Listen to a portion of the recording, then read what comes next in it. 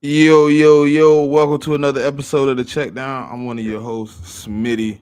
I'm here with the crew, man. Hey, shout out to Pop, man. She gonna miss today, man. We gonna miss her. What's so good, JMIK? Not much. I mean, we're just in the middle of the off season, so yeah, it's a little bit slow right now. Certified, what's happening, man? What Mick said. Nah, man. I mean, yeah, it's definitely slow, but it's also, you know what I mean? It's also what you say, accumulated some interesting conversations, right? True. So like we always do, man. We gonna make something happen for the people. But all right, so I seen obviously we had a poll out on the Check Down podcast page about the D tackles with the most impact. So obviously it's a small pool of D tackles.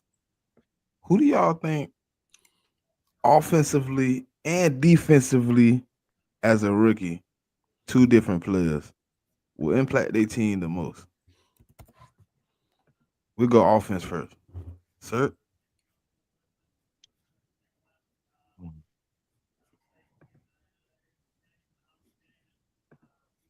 Oh no. Oh sure. Offensively. Hmm.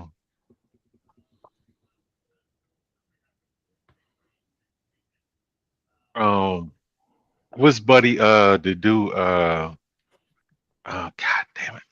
The motherfucker the Colts drafted. The tight end. I keep forgetting his fucking name. You talking Tyler. about what's what his name? Tyler. Was it Yeah, Tyler Tyler Warren? Warren. Yeah, Yeah, Warren. I he is I just feel like I hope he understands it's a lot on his plate day one. So I think he'll be ready.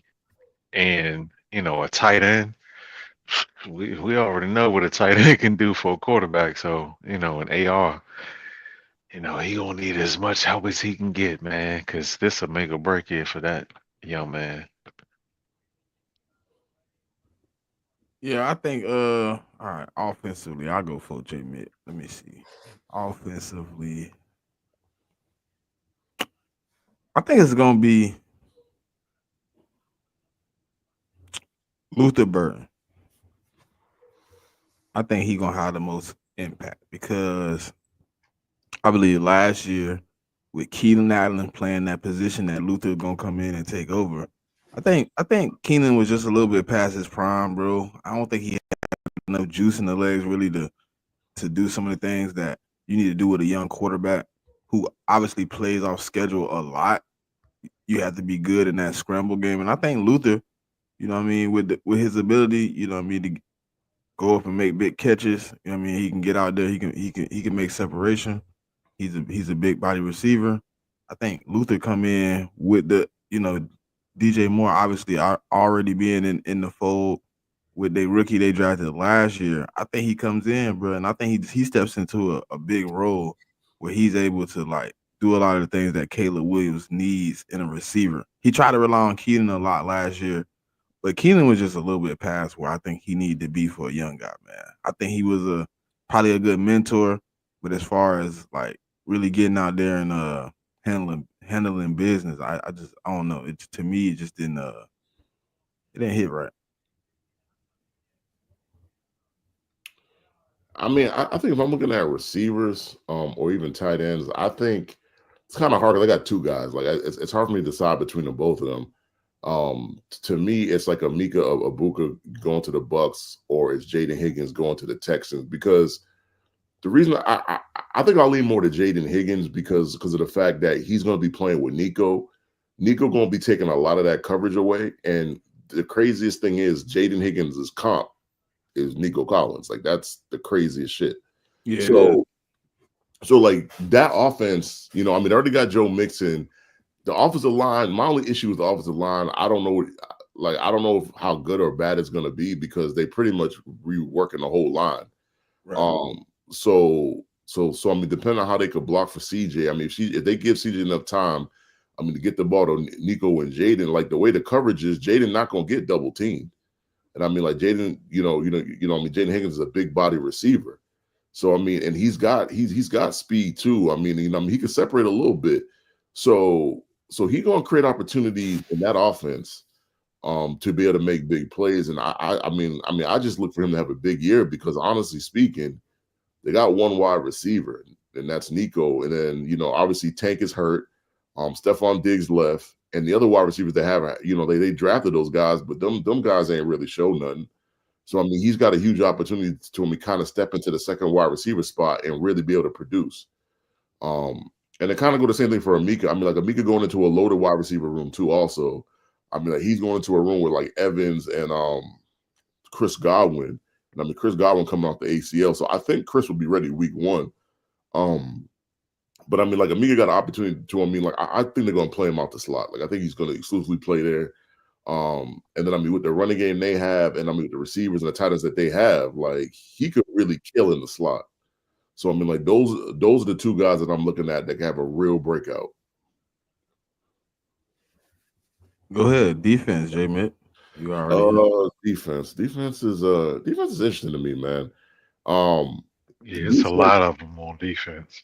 Yeah, I know a lot of I've heard Brown fans talk. We could do a select few. We ain't gotta do one. We could do 3. Okay. If you got 3, give me 3. So I'll pick. So I'll pick one from each level.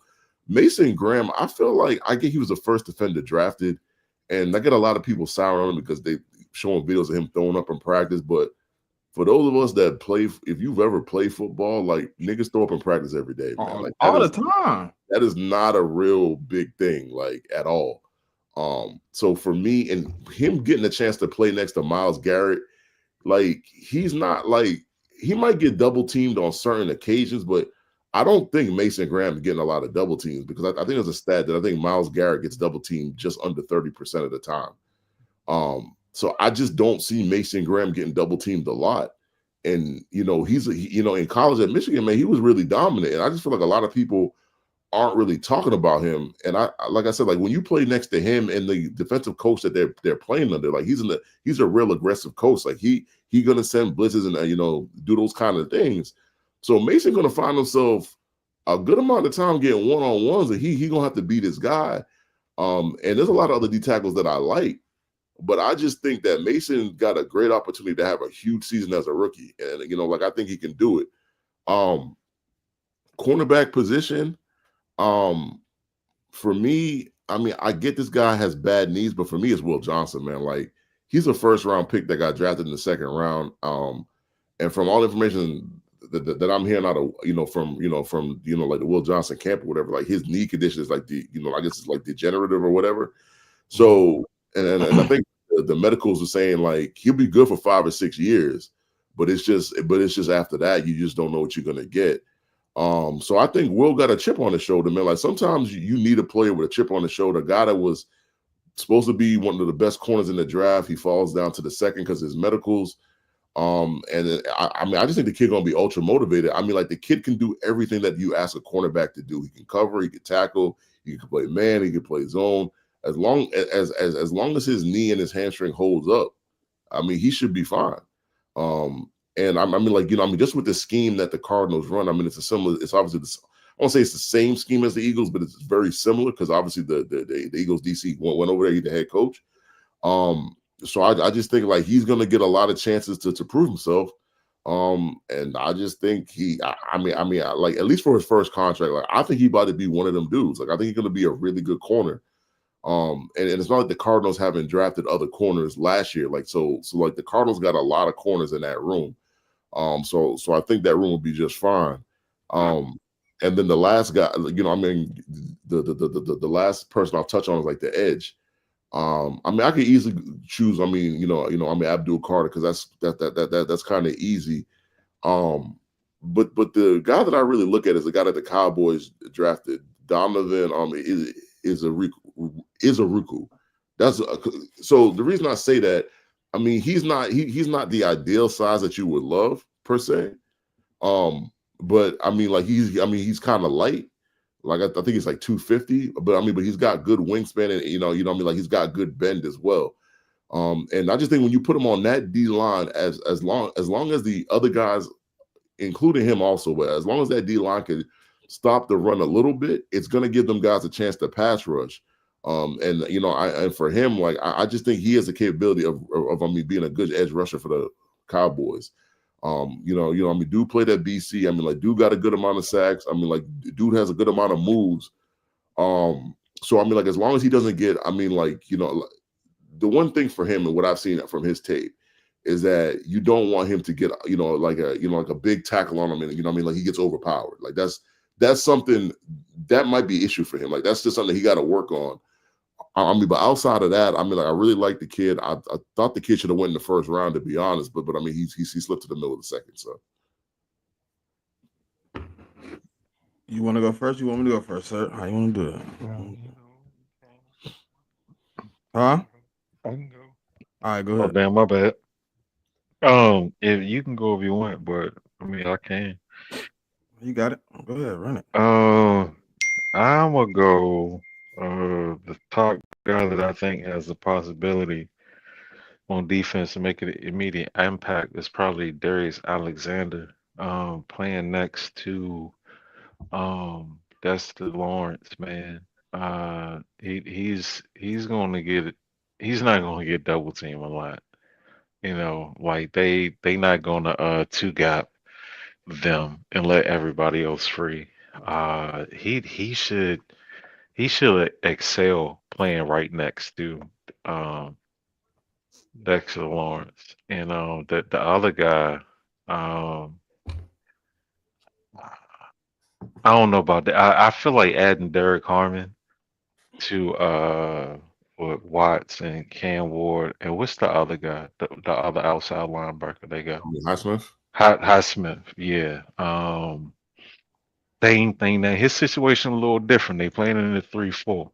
You know what I'm saying? So, but I just think, playing beside somebody like Cam Ward and working with TJ, you know, I, it's not going to be a lot on his plate, and he's going to be able to like I play a little free, um, get some one-on-ones possibly. And then the third one, I don't know, man. I mean, I don't want to sound like a homer, but Alfred Collins, um, I think he has a possibility playing beside Bosa and with in the wide nine um with Tyler and everything. Those three players, I'm looking at to come in and make an immediate impact. All right, so my first person on my list is a third rounder, to be honest. To the Tennessee Titans, Kevin Winston Jr. out of Penn State. Like I really watched his tape before we got into the draft, but I was really like astounded what I seen. I think he played outside of the injury year, he played 3 seasons with a total of 2 missed tackles. Oh, okay. Like his tape is astounding, but he plays a little physical. I like what he's gonna be able to do, and I think like You going to said he a Tennessee, corner? safety. Safety. Yeah, he got drafted by Tennessee. I think they need some secondary help.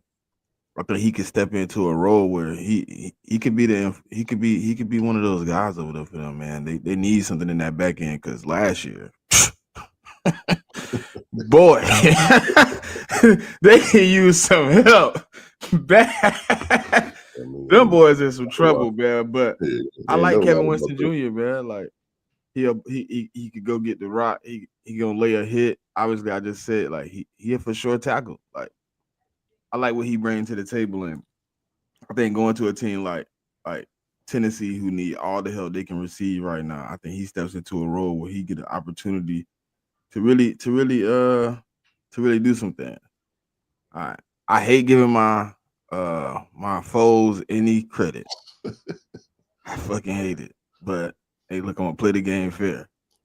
Abdul Carter gonna be a fucking animal on that defensive line, bro. He's gonna get all the one-on-ones because Dexter Lawrence, Brian Burns, goddamn, that D line is gonna wreck some trouble, and that rookie gonna get some one-on-ones. And what he already do well is win. You know what I mean? Get at the quarterback. So I think his job this year gonna be easy. It's gonna be a one-way street. Like just go sack the quarterback.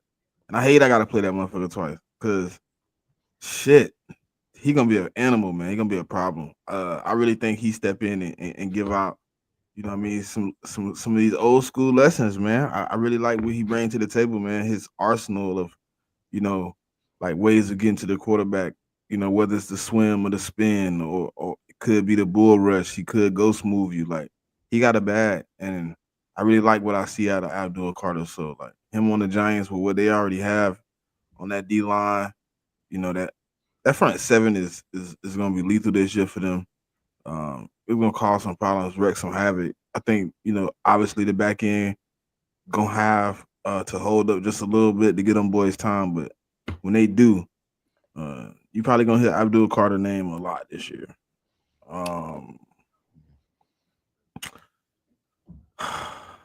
Last on my list, I like.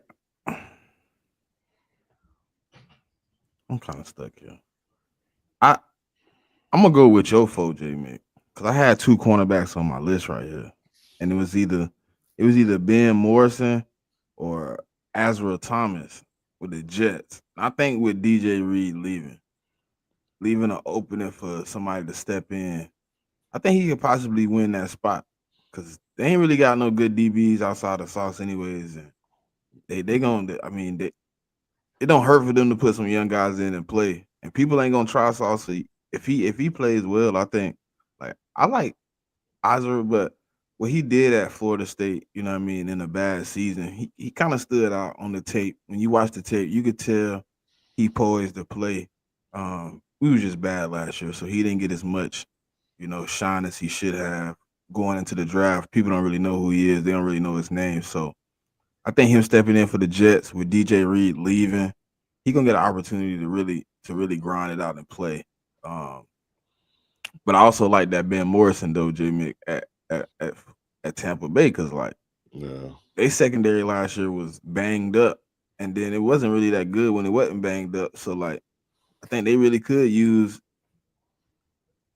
cornerback and linebacker help, but I think like he gonna get an opportunity too. Ben Morrison gonna be a dog. Yeah.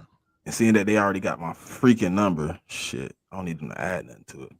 What up, Pack Boy? Appreciate you for popping in, bro. Appreciate the 67 people that's here chilling with us, man. We just doing a little all season, you know, conversation, man. Talking a little ball, man. You know, there's been a lot of things going on. Obviously, Brock Purdy has, you know, received his, you know, large contract Yeah. among the eyes. It started a lot of discourse, you know what I mean, about the market and market value. So I mean, but it also started discourse about top 10 quarterbacks too. Like it once he signed that deal, boy, I was hearing that discourse all week. Yeah. it's kind of funky though, right? Because like he get paid and then like I ain't hear this discourse when Trevor Lawrence got paid. I ain't hear this discourse when Tua got paid. I didn't hear the discourse when Mr. I don't win playoff games, Justin Herbert got paid. But now Purdy got paid, who has went to a Super Bowl, who has an NFC championship game, who's been to two NFC championship games. He's 1-1. And you gonna murder him for getting paid as Mr. Irrelevant? Mm-hmm. I don't understand the situation we're in where You everybody else you can do get get it, paid. Smitty. No. Hold on, sir. That everybody else can get paid to market value, but Brock Purdy, you gave shitty Dak Prescott $60 million. The nigga can't even get out of the divisional round. Bro. He's okay to get 60, but Brock Purdy can't get his little 53. Bro, but Smitty, they was saying the same shit when the Eagles was talking about they was negotiating with Jalen Hurts. Like it's like a lot of these fans assume that quarterbacks have to be like a certain type. Like everybody isn't like Patrick Mahomes, Josh Allen, and Lamar Jackson. You know, the other what 28 quarterbacks, they need talent around them. Even Joe Burrow, like we've never seen him without Jamar Chase. you know. So I mean, but it's like certain quarterbacks, like they don't get that. Like Jared Goff does, but Purdy and Hurts don't. You know, Jordan Love does, but Hurts and Purdy don't. You know what I'm saying? But it's weird because it's like they say that these quarterbacks need a certain amount of talent and they're winning, but the quarterbacks that are better than them, that has comparable talent, are losing to them. Yeah, I think the problem with the whole quarterback discourse is just like, especially when you're in off season, right? Like you look at the talent of the guy, and my issue is you can have as much talent as you want, but if you don't win games and you don't win playoff, not just playoff games, but you don't win the regular season and you don't win playoff games, you can have all the talent in the world, but what good does that do you? Like Ryan Leaf was super talented when he got into the league. He fell on his face. I mean, Jamarcus Russell had a crazy arm. He failed. He had a lot of talent and he failed. So at the end of the day, you can have as much talent as you want, but if you don't win, like I What don't difference does it make? like I don't care because like two of the greatest quarterbacks of all time, Tom Brady and Joe Montana, they were not the most talented guys. They weren't. Nope. But they knew how to win. And like at the quarterback position, like I was in the space, I was asking myself, what is the job of the quarterback on the football team? The job of the quarterback is to guide the offense, score points, and win the game. Mm-hmm. Like, you know, all these other stats about air yards and all this other bullshit that people want to talk about. It don't matter if you don't win. And so I mean, Justin Herbert might be more talented than Brock Purdy, but Brock Purdy has gotten further with the team that he's played on. And people could say, oh, well, you know, Herbert had a shit coach, shit GM, didn't have any wide receivers. But at the end of the day, you got to, I'm not saying the dude got to win a championship, but you got to win a playoff game, bro. Like his 2 playoff games, it was there for the taking for him to win them games. And he didn't. And so and that's I was about to just finish like one sentence. Like at that point, I gotta start looking at you, bro. Like you gotta finish these games. You're the quarterback. You're making $55 million. Finish these games. And that's why you get drafted in the first round. You know, like you're supposed to be a difference maker. I ain't saying you got to hit the ground like that, but at this, like, what's this? Year 5, year 6? I think he's going into 6. Year 6? Yeah, we should have already seen the, you know, like I hate to bring him into it, but like how we talk about Trevor Lawrence. You know, like okay, he's not generational. Okay, maybe the 1 or 2 national pundits said that. All right, okay, it was just them, but he was drafted number 1 overall, so we're expecting him to be like. I ain't saying be Patrick Mahomes or Josh Allen, but bro, I need to see a few games where you elevate the offense like completely by yourself. Like you impose your will on a defense completely by yourself. God, he just Yeah. did that. And it's like these guys aren't doing that and they get passes because they were drafted in the first round and they're supposed to be good. You know, so they get passes, but other guys it's like, you know, I don't know. It's weird, but hey, bro, September coming. So it It's is just what it weird. It's is. just weird to me, man. Like everybody else, like can get paid, and then it's like, oh well, Brock Purdy, Mr. Relevant. Like why we paying him? It don't make sense to pay him. Like we overpay him, but like, bro, Tua Tagovailoa got a contract. We ain't even got to go down the path of quarterbacks that have been paid that probably got overpaid for no resume whatsoever past a couple years of good stats. So the market is just the market, man. At this point, stop like. Yeah, but I also think like Tua, like I don't think anybody really expects nothing out of Tua, man. To be honest with you, man, like everybody knows what he is, like knows his strengths, knows his weaknesses. And I mean all that good stuff. Like he don't really create a flashpoint for other than Dolphin fans. Like Dolphin fans, yeah, like I mean, in that fan base, like they got a freaking civil war going on from the people that love Tua to the people that hate him. Right. But like in the general football conversations of when you're talking to people, different teams, like Tua they don't get that response. It's just a certain amount of guys. I mean, you get that response out of Purdy. You get that response out of Jalen Hurts. It's certain guys that give you the response, and it's just like I just feel like I said, I don't need a quarterback to be the most talented quarterback to ever come out into the league.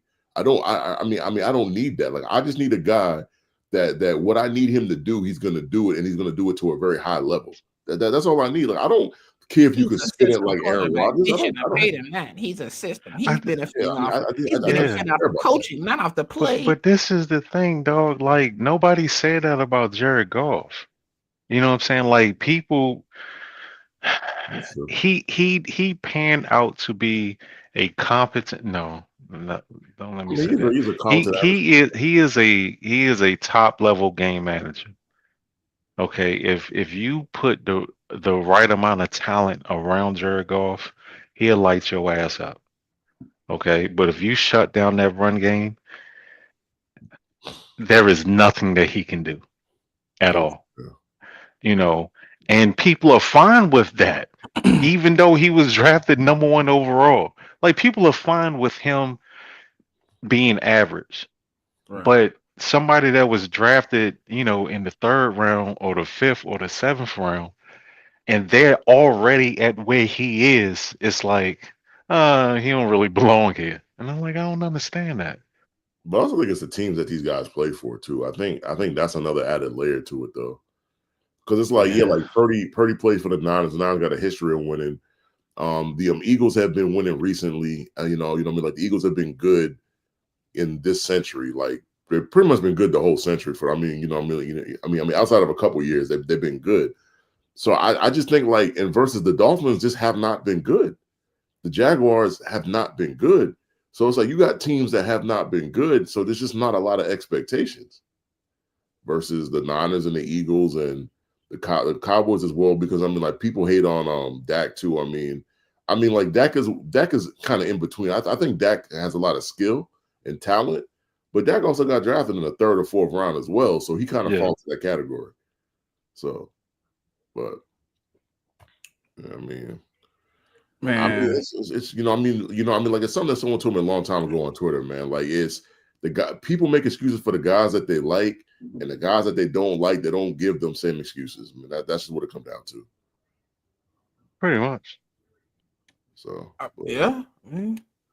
But the Purdy deal, when you look at the deal, like I know people look at the raw number, like the 250 number, but if you look into the weeds, he only getting $180 million guaranteed. And if you look at the breakdown, it's not a bad contract for either party, though. So I don't get what the uproar is about, honestly.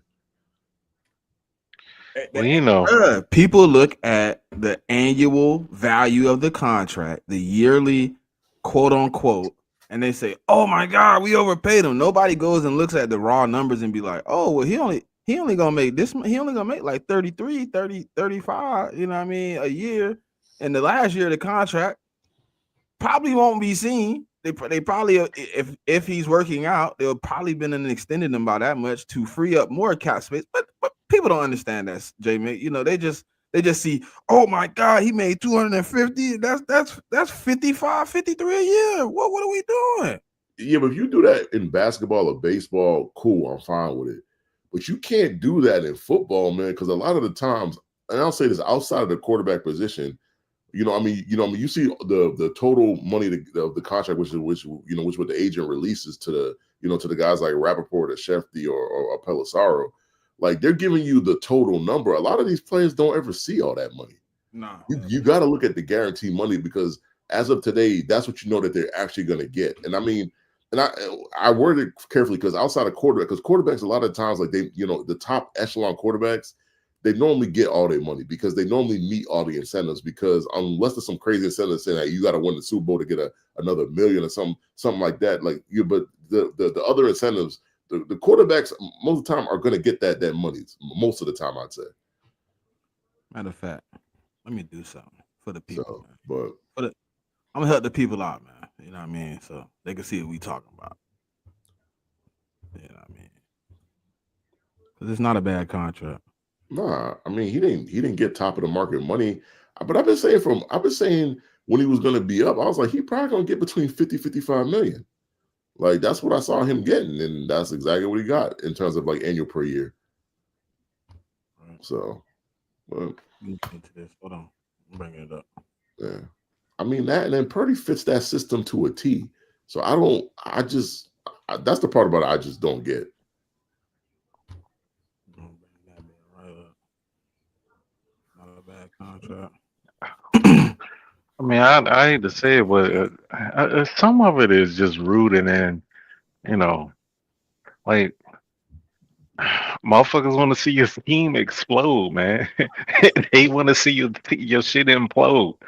Like I've been hearing it. Oh, don't worry about it. Your window gonna shut when y'all gotta sign Purdy. So I done heard that shit like a million bazillion times. But Brock it's Purdy will cool. be if he's performing well. Brock Purdy will be extended in 2028. He will never see Yeah, the 72 and the 64 on that contract. yeah. Not in that form. He won't. Not in Mm-mm. that. Not in that lump Man, sum of even money. still, dog, we have a out after year Oh yeah, you two. got to out at year 2. Yeah, You yeah. know what I'm saying? So it's not even like he gonna see all of the guarantee. If he's on the team, he will, but he's not even guaranteed all of the guaranteed money because we can cut him after year two and just pay him like a third of the salary. So it is what it is. But niggas don't want to hear that. I mean, but to go back to Yeah, the they just point, man, where people get they see the tweet come through or the news come through, or the dude got a new deal, and they just take the general number and they just divide it by the amount of years that he got. And you really got to wait to go on either over the cap or spot track and see how these deals are broken down. Like, I mean, if you really want to know what's going on in these contracts, like that's the best way to do it, because just going off of, oh, well, he got $250 million extension for 5 years and you just divide that by five. I mean, that's great. But like when we're showing you what we're showing you right now, it lets you know that if the 49ers aren't happy after 2 or 3 years, they can just cut bait. Yeah, simple. they got multiple opportunities in here to out this contract. They So really, to be honest, 35 million is in a cap hit. Really ain't even crazy. They really can out after this year and next year. Really, I mean, they're probably going to do something after, once they get that first out after the 27th season. yeah. Because if you look at the cap numbers after that You're gonna season, they're extend probably them. going to extend it. They're probably if he's playing well, like you said, they're going to extend him, and they're going to rework those cap hits for what 28, 29, and 30. Because it just He'll never see that 130 stacked up like that. He'll never see that. and you're never going to see the cap hit stacked up like that, because unless No. he's like a top 3 quarterback. I mean, but even still, if he plays well, he's going to ask for a new deal. So one way or another, he's going to either get a new deal or he's not going to be on that team. Right. So yeah, I mean, I just don't. I mean, the victory all. Like, I just for players that's not even on your own team, I just don't understand. Like if they want to, if they want to pay that man, then that's their choice. Yeah, it is. No, they got the right. They And reserve the right. I wouldn't be hating on Brock Purdy, because like Brock Purdy done taken them to the Super Bowl now. Like, it's not like, I know they didn't win, but they still they've made multiple playoff runs with this quarterback. So obviously he's not trash. Cause even look, they got 2 void years too, Mick. So they still can move some of that money from them 2 years into Yeah. them void years. Like they can do a lot with this contract, man. This contract is not bad at all. Yeah, I mean, it's actually beneficial for both parties, though, Right. because like I said, if he plays well, then he can go back to the table and say, I want another extension in 3 years. Mm-hmm. And this is God damn it, what the fuck I was about to say. But yeah, the like the contract, dog, like um it it's a lot of flexibility. We're not really locked into them. We can extend them. We could cut them. Like that's part of the reason why we did all of this turnover, like all of the dead cap. We got almost 70 million in dead. I mean, 70 million in dead cap, and we eating all of that in 1 year. So next year, like he's only making 5 million this year. So he's going to get his biggest chunk the first year of the contract, and then the rest of the years is like 35 if he actually plays the other three before the void year. So Right. yeah, it's I mean it's a win-win. You know, we got to uh sign him up before the season, before training camp and shit. No distractions. He got his money. They got a good deal. He got a no trade clause. They got out. So, pretty fair contract if you ask me. I think it's fair. I think shit it's Yeah. worth what he got, and you still can put talent on the team without being like, oh, the quarterback is a hindrance. You know what I mean? I think Right, that's what I right. think that's what teams are looking for more than anything at this point. Is somebody that's willing to just, hey man, let me give you a little bit less in the in the grand scheme of things at points in this contract, but you're gonna make sure that the talent you need to be successful stays on the team. Yeah, there's still a lot of quality free agents out there, man. Like, you know, season ain't really started yet, you know. Um, once camp start, because I figure most teams want to see what they got as far as like the rookies and everything before they bring in free Right. agents. But we'll start to see them picking teams soon. Yeah, because I know this week was voluntary. I mean, like OTAs for a lot of teams this week. So, Mine start Tuesday. okay, because I know mine was last week. Like people was making a big deal about Drake May throwing 4 picks in fucking voluntary OTAs. I'm like, Why does that matter? Like I'm like, what? I don't. It's. I mean, honestly, it's his second year as a quarterback. It's his first year as the QB1 running the practices. And I mean, like my defense is supposed to be good. So it's like, I mean, he threw 2 out of the 4 picks to Gonzalez, who was second team All Pro last year. So it's like he threw one of them. He threw 2 of them to him. I think one of them was to my rookie safety that we drafted out of Cal Woodson, which he's supposed to be our center field. Like, I mean, honestly speaking, like when it comes to this part of the season in terms of voluntary OTA, I'd rather you be throwing them picks now than throwing them in training camp or throwing them in week 1. Like, that's my thing. Like, if you're going to make mistakes, whether you're the quarterback, the running back, the tackle, whatever position you play on the team, I'd rather you do that at voluntary OTAs now, so that the coaches can correct it, so we're not making these same mistakes in about 2-3 months. Personally, Right. but it's just like, I mean, the funny thing is, like growing up, they never used to keep track of these like preseason quarterback throwing numbers. Like this is like a recent thing for some reason. So. Bro, I think I was talking about the shit last week. Like, we got so much access to this sport. You know what I'm saying? We got access to these motherfuckers. Instagram accounts, they Twitter accounts, they TikTok accounts, and beat writers and shit. Like, it's 24/7 information about motherfuckers. So it's like people are like really invested in OTAs and rookie camps and shit. And I'm like, bro, like, y'all gotta relax, yo. Y'all But gotta but relax, I man. think it was the ultimate goal of the NFL though. They gave us more access. No, yeah, hell yeah. I would do They, the same they thing. want you to have, but this is the problem with me, right, sir? We got all this access, right? You got all 22. You got all these dudes on YouTube like us who break down the game week to week, and you still get a million casual takes. I mean, Like they don't even understand what's going on the field. It just inf- don't make sense. I mean, people It information just don't don't don't. make fix sense, stupid. bro.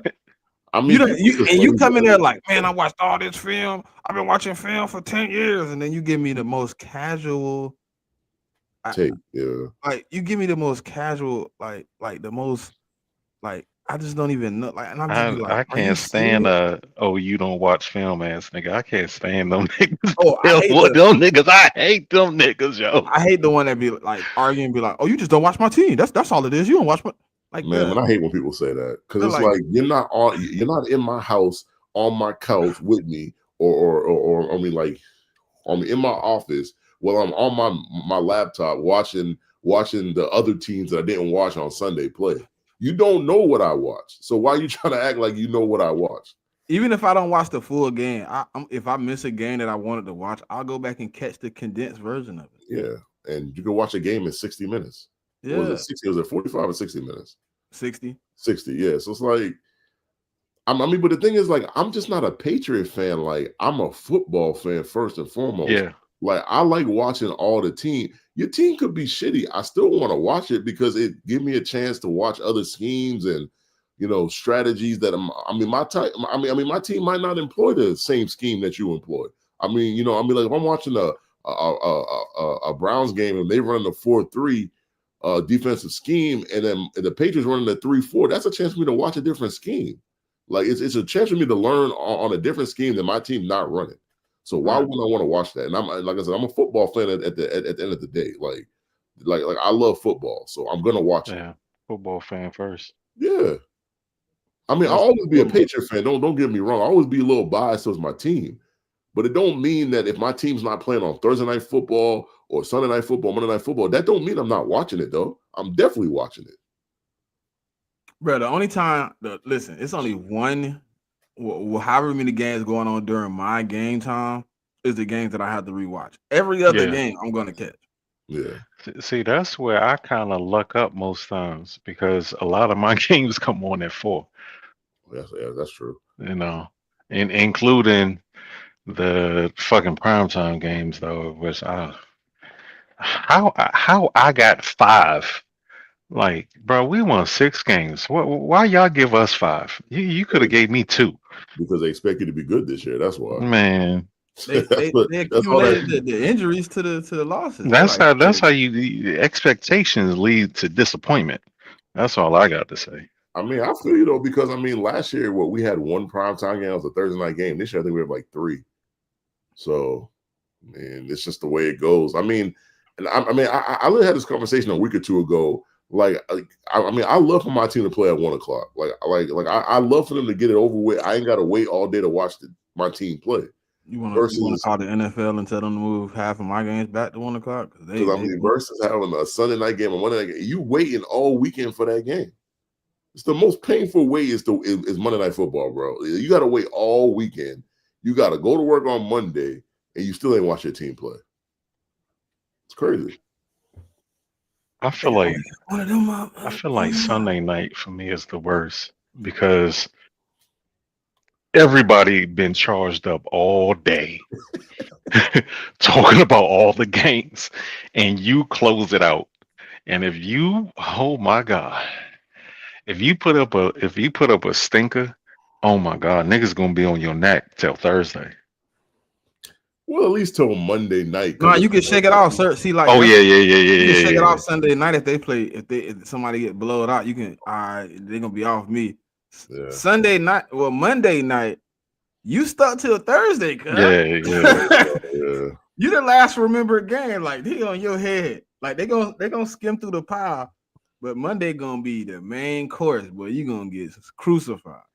Yeah. But not for me. Like, I like Thursday games. I'm cool with Thursday. I think the late games for me, like, the problem be like, you sit here all day and you just like going through these games and you see teams that's like that you be like, especially like us, right? All 3 of us, we play parlays. And you like, dang, I definitely had them winning. Should I hope my team don't let me down like them? Like, like I hope my team don't do that. I thought I mean, shit. You see all the bad games, good games, everything. Like, it's gonna be a fun season though.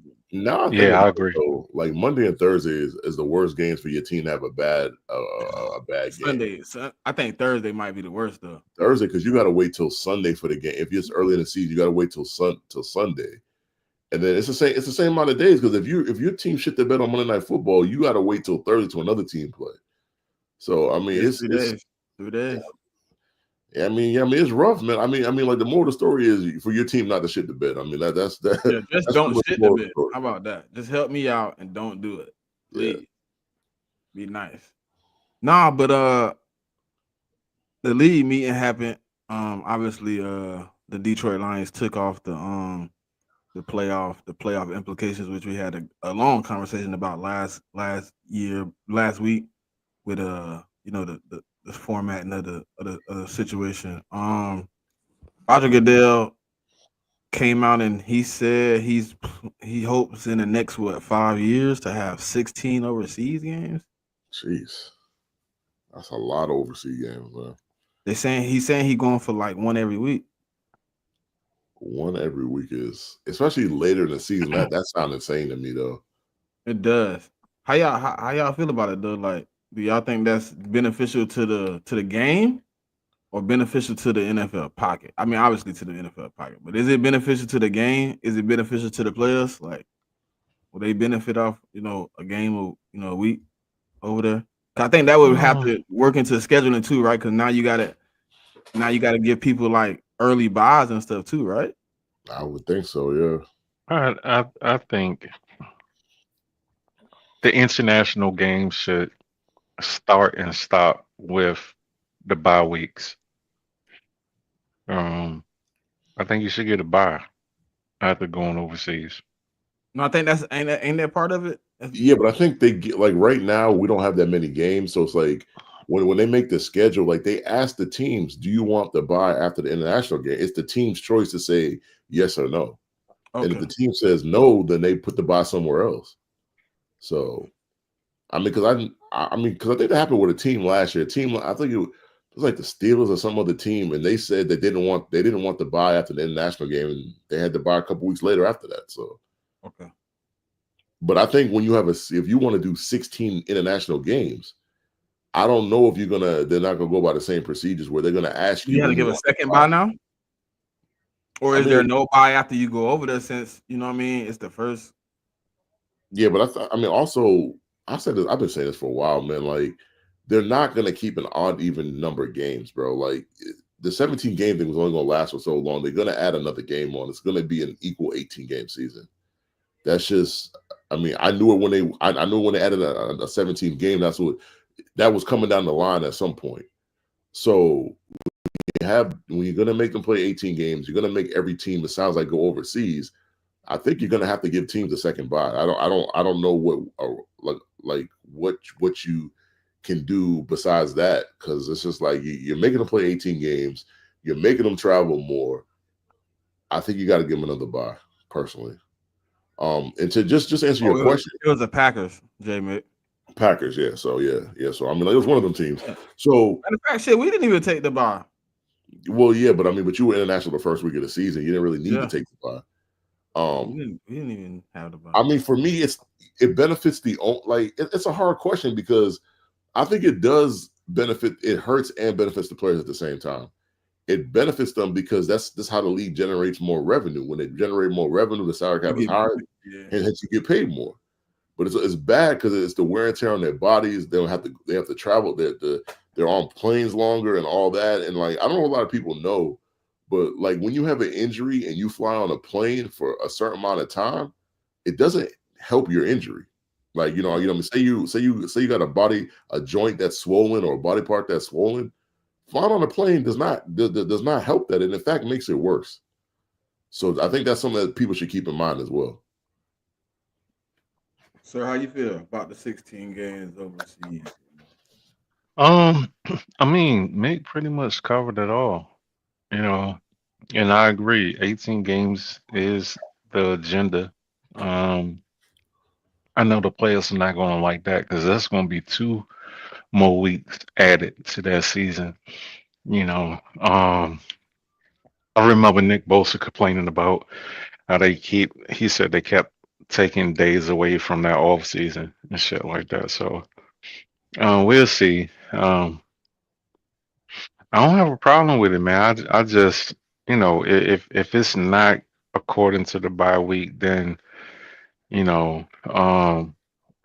like the first 2 weeks and the last 2 weeks of the season is off like limits or whatever. I don't know. They'll think of something. I think that the biggest issue probably like is just like the traveling, man, because you're gonna have to go overseas, pleasure in state travel. You know what I mean? Like, it's gonna be cool for like the first 3 weeks. It's gonna be all right. Those teams don't really need a bye. But then when you get into like week 4, 5, 6, 7, you know what I mean? You start getting these. Now these teams is the teams that need the bye after. But I mean, you're gonna get paid a little bit more. I mean, obviously, this is gonna work into the TV deal. You know, the new CBA. I mean, when they go back up for that, I mean, obviously, you're gonna get a bigger cut off that because you offering them what if what y'all say is true. You offering them an extra international game, and you offering them an extra in-season game. So, I mean, money gonna be put on the table. So obviously, everybody's salary go up a little bit. Your paycheck for making the playoffs and things of that nature probably gonna be a little more. I mean, financially, yes, it makes sense. You understand why they making this move towards the NFL. Obviously, with us approving the Olympics for players to participate in, you know, obviously now they probably want to get a bigger international eye on what's going on in the football game. So it seemed like they expanded like the amount of games every year. Anyways, like you added Brazil, didn't they add something else this year? They added Brazil last year. They added something else this year for the Yeah, I first think time. Germany. I think they're in the second year of the Germany games this past season. No, it's a new city. New city. First, it's gonna be a first time game. Spain, right? Spain, right? Spain. Yeah. So like you add a new city every dang year. So it's gonna get to the point where we're gonna have no choice but probably to do it. I mean, this was they was going for back in the day though, right? Wasn't it a time where they tried to expand to the international game? I mean, like they had a league Early 2000s, like yeah. I mean, in the early 2000s, like I thought they had like a little development. yeah, they had a Europe league, yeah, something like that. Yeah, a Europe league, but you know, I mean, like the players in the NFL that were starting weren't in that league. It was like the guys on like the end of the roster that just weren't. the XFL guys, pretty much. Yeah, I mean, but I feel like if the NFL really wants to, you know, boost the game, like they need to have a feeder league, like kind of, you know, I mean, kind of like the XFL, because I mean, you just need for players that are on these rosters that don't get to play regularly, like how are they supposed to fine tune their skills? Like you got to give them. There's got to be another league where they can fine tune their skills. Because if you never fine tune your skills, you're never going to develop those players, and those players are just never going to be what they might be able to grow into be. Doesn't that come into the factor of wear and tear on the body though for people wanting to give contracts? Because if you got a development league and how long do you stay in the development league before you get up? And then if you get up and you perform, now your contract has been affected. Yeah, I mean it's a double-edged sword, but I agree with you, Jay Ben. Like I do think they need a developmental league, like where they at least doing something, even if it ain't nothing but like five games a year where they just getting in and they working out and stuff. They just somewhere where they can put that shit on the field, man. It's nothing like putting it on the field, bro. But I also wonder if they add an 8-team game, are they going to add another playoff team to each side of the bracket? And they haven't said us what they're going to do, but I kind of wonder if that's what they're going to do, because I think now we have 7 playoff teams.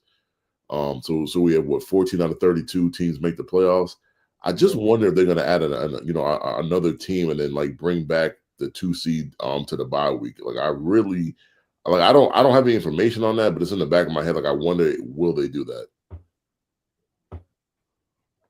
Or I heard somebody say what if they take away the bye altogether?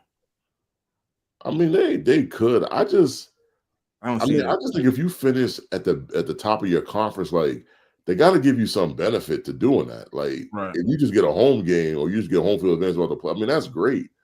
But I mean the bye week has always been a part of the NFL for as long as I can remember, or shit, as long as I've been watching. And there used to be the 1 and the 2 seed got bye weeks. They felt like they didn't hesitate to take that 2 seed bye week, but they took that bit quick, man. Yeah. Well, I mean, they wanted to add another team, and by doing that, you make more games. So, I mean, if they were to add an 18 to the playoffs and they eliminate the bye, they would get an additional game, which means additional revenue.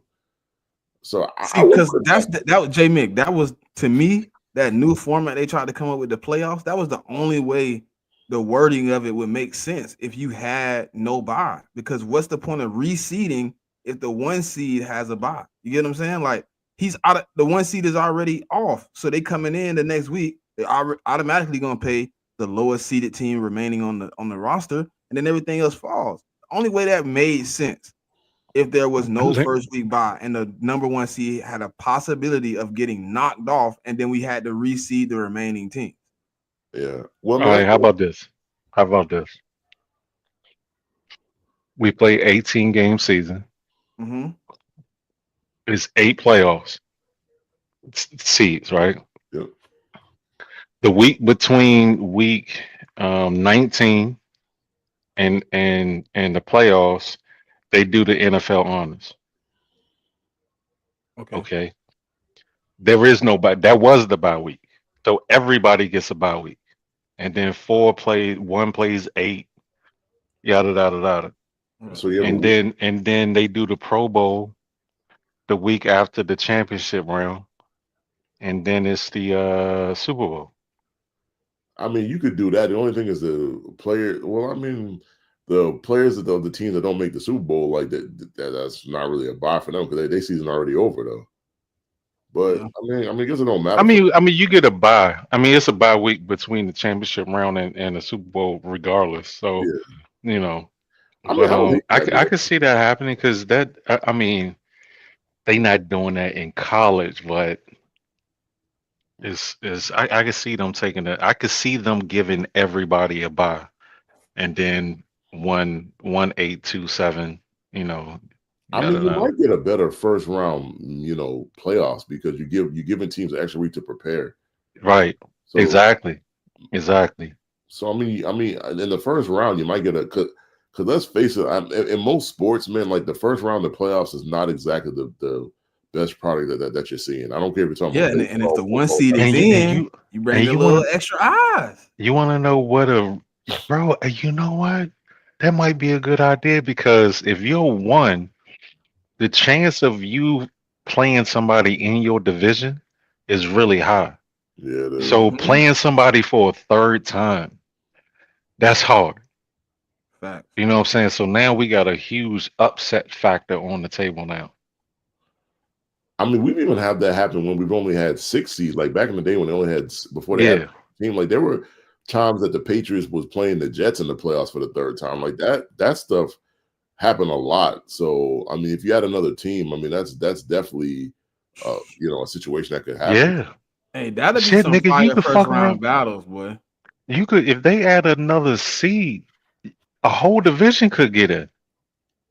Yeah, that's true too. I mean, Oh yeah, yeah, man, you do add that possibility to the Because rep. 3 can get in now. yeah.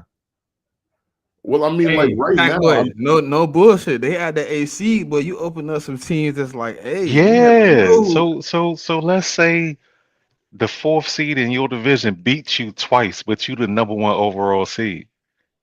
That's a That would lot have of possibly pressure. happened to y'all last. Well, no, y'all would have got the third one in last year, wouldn't you? The third, y'all would have got a third because Seattle was the eighth seed. yeah. But if the Yeah. Lions would have played the Vikings at any point, that would have been the third matchup, Yeah, Hmm. yeah. and it would have it realistically would have happened. Yeah. Realistically, it would have happened if the Commanders didn't win. If the Commanders didn't win and the Rams had lost, the Lions and the Vikings would have played for the third time. Do y'all believe in JD5? I mean, I believe them. Mm. I mean, pre-draft. I mean, Yeah. I just think Did you expect this though? Because I did not. I didn't expect him to be this good this fast. Like I thought he'd have a good season, Yeah. but I also think the fans are putting a lot of pressure on the kid. Like to expect Yeah. the same kind of season again. Well, Like that's the thing, Mick. I was shout out to Juice and Mr. Glenn. I was I was fucking with them real tough this week, and they like I said, if he comes back and just did what he did last year, he's a top 5 quarterback. yeah, Like he's carrying that offense. Now, is he like Lamar? No, I think Lamar is a little bit better passer right now, but he's a fucking rookie, you know. yeah, Um, but as far as like an athlete, he's up there with Lamar Jackson, man. he Like is.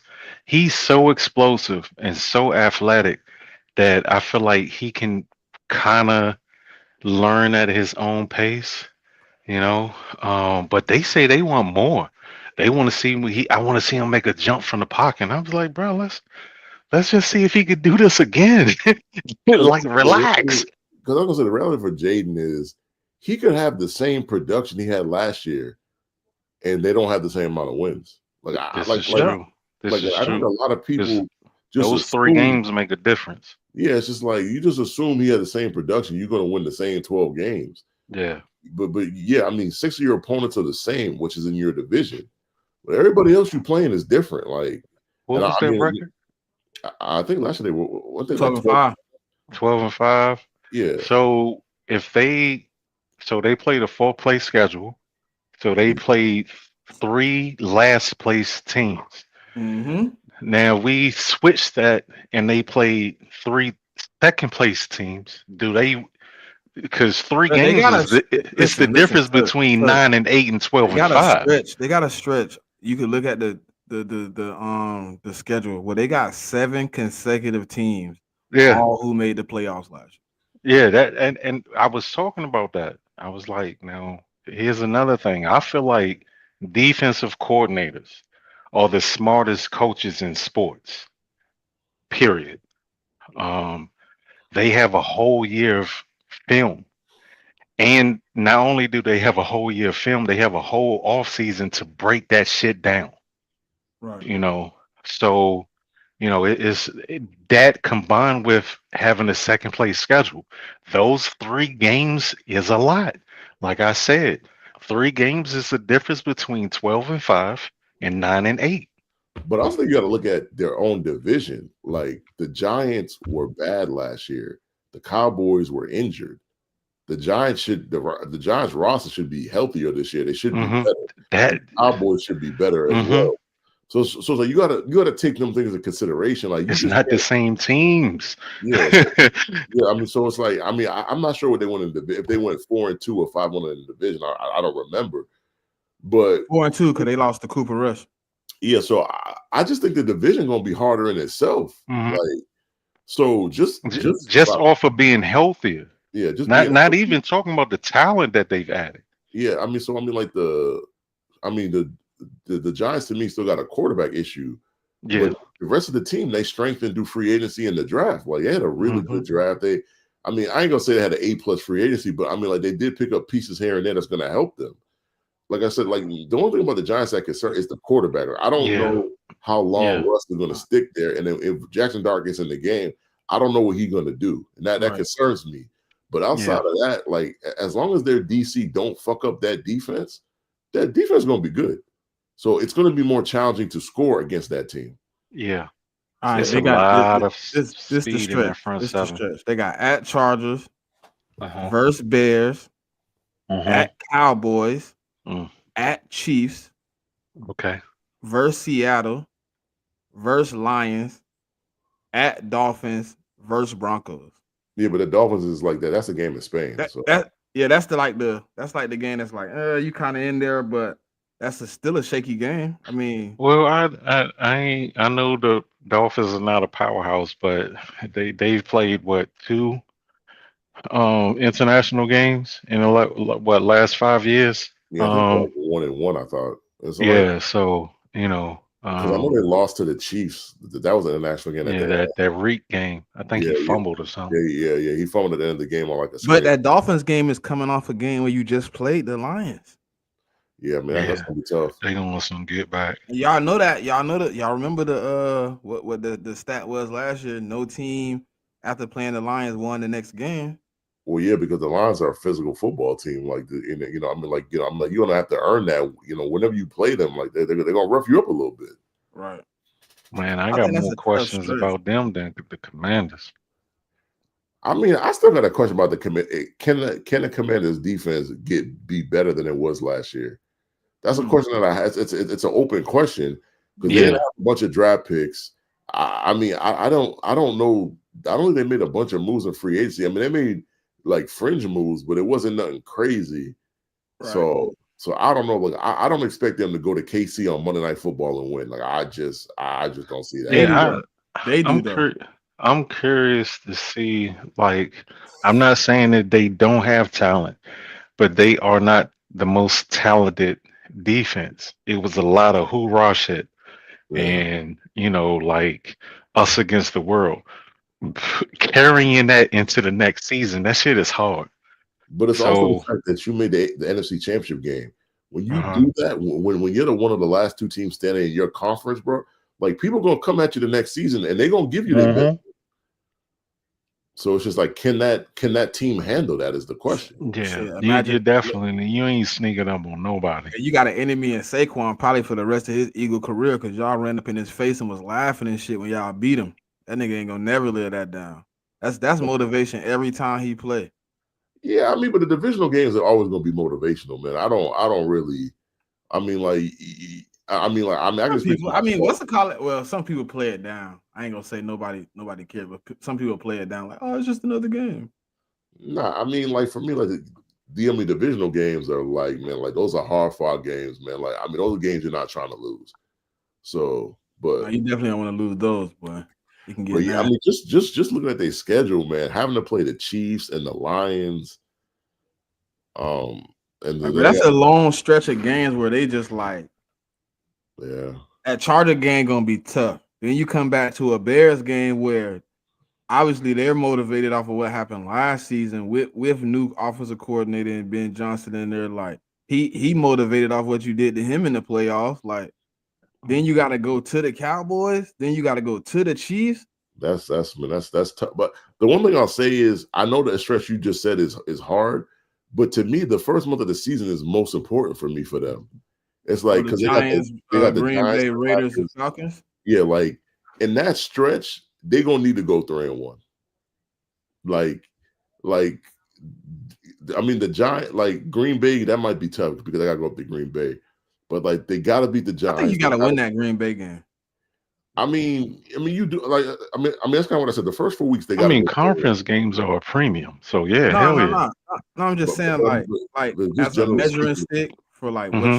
what you looking for your team. Like you measuring yourself against the top teams, right? And you saying like you believe your team is prepared to take the next step. That Green Bay game after you play the Giants, which is basically what week 0, that warm up game you think you got, which letting them tell it it's a warm up game, right? So then you got to go to the Packers. I think winning that game kind of like sets the tone a little bit. yeah, but that's why I say the first 4 weeks of the season, I think they need to go 3-1 because that stretch that they have that you just spelled out earlier, like you need to go into that stretch being 3-1 to me. Because if you're not, I mean, you got teams like Dallas that want to get back against you. You got the Chiefs and you got the line. Like there are a lot of games in that stretch where you could lose. And I mean, like the Chargers game, I don't think that's going to be an easy game either because the Chargers are Yeah. I put the Chargers in that. I put the Chargers in that run. Yeah, so that's what I'm saying. Like before you get to that run, you got the Giants, the Packers, the Raiders, and the Falcons. Like I feel as if they need to go through. They need to be headed in the right direction going into that run. What if you come out of there Say what? 2-2, 1-3, 2-2? If you come out of there 2-2, it's not the worst thing in the world. I just think now you put yourself in a position where if you lose like 4 games in that, like let's say you lose to the, I think they're gonna lose to the Chiefs. Okay. That's a definite loss I have on their schedule. I mean, at Dallas, I think it's going to be a hard game for them to win too, because I mean, Dak going to be back, so that's 2. And then the Lions, they had the Lions at home, so that's kind of, I mean, like that shit could go either way. Right. So if Yeah. you go 2-2 and you lose 3 games in that stretch, you already got 5 losses by the time the bye roll around in week 12. So, and then you ain't even played the Eagles yet. You ain't played Denver yet. You ain't played the Vikings yet. So, I mean, if you have 5 losses and you still got what 6 games to go, I mean that might be kind of tough. Because at that point, the most games you could win if you have 5 losses by the bye is 12. Yeah. And let's just face facts, you're not sweeping the freaking Eagles. You're not. Fuck no. You're not sweeping the Eagles, and I think coming off the bye, there's a good chance that either the Denver or the Minnesota game, you might lose one of them games. I'm not gonna say both, but maybe one. If you do that, then that puts you at 6 losses. This schedule low key like It's kind of tough. shit. It's kind of tough, low key though. Shit. So, but That's the cost of being good.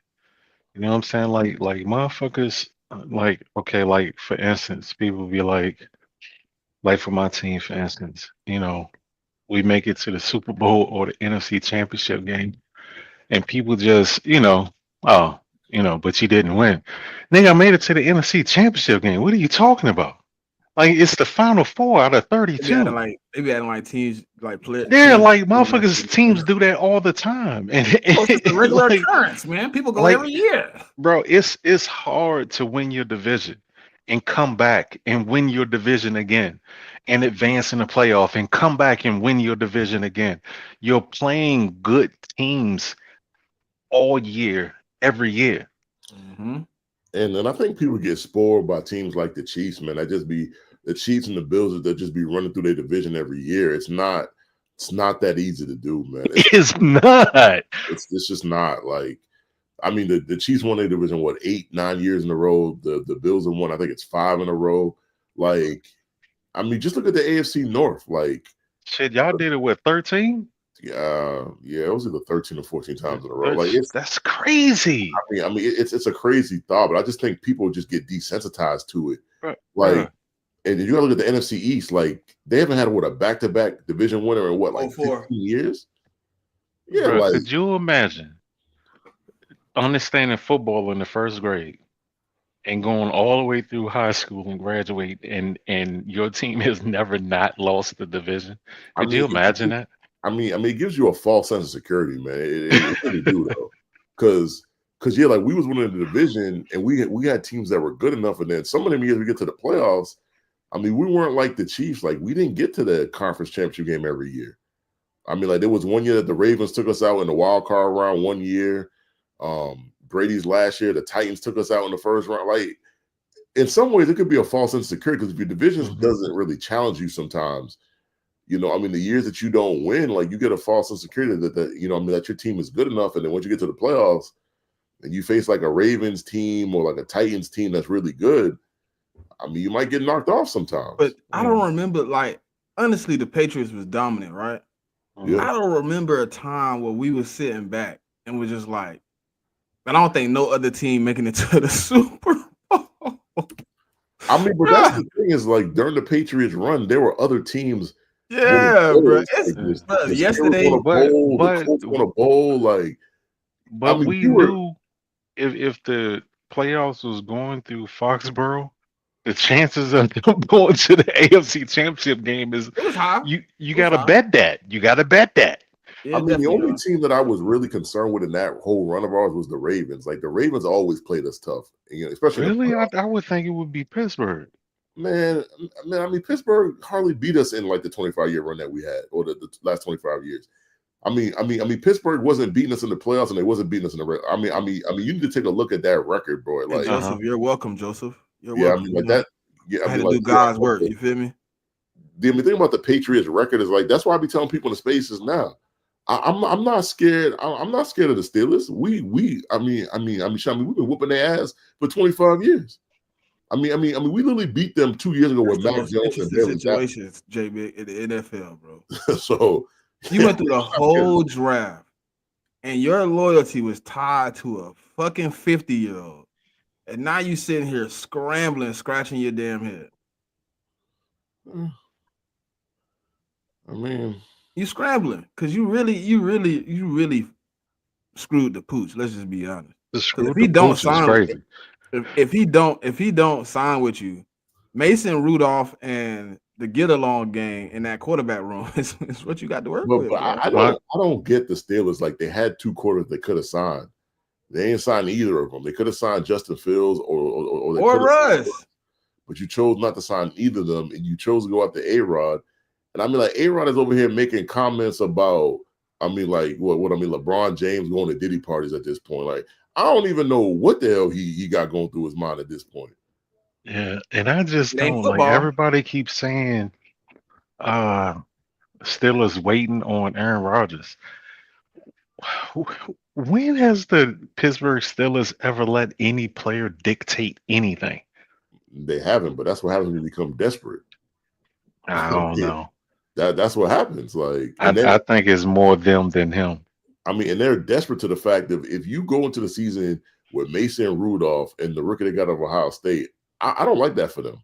I just don't believe them bringing that circus to town. I gotta see it. I'll believe Pittsburgh entertaining Aaron Rodgers when I see it. When I see that motherfucker in a Pittsburgh uniform. But he's been in the facility already. They had a, I Yeah. think before the draft they talked to him for like 6 hours.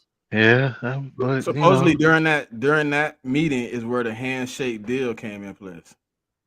All right, well, we'll see. I just can't see that. They're I agree not with that type of Stefan, though. organization. I just I don't agree with see them Stefan. doing stuff like that. Yeah, but They when you didn't. ain't won a They playoff never game let in people almost 10 dictate what's years, going man, on. the thing is, you do stuff you're not really used to doing.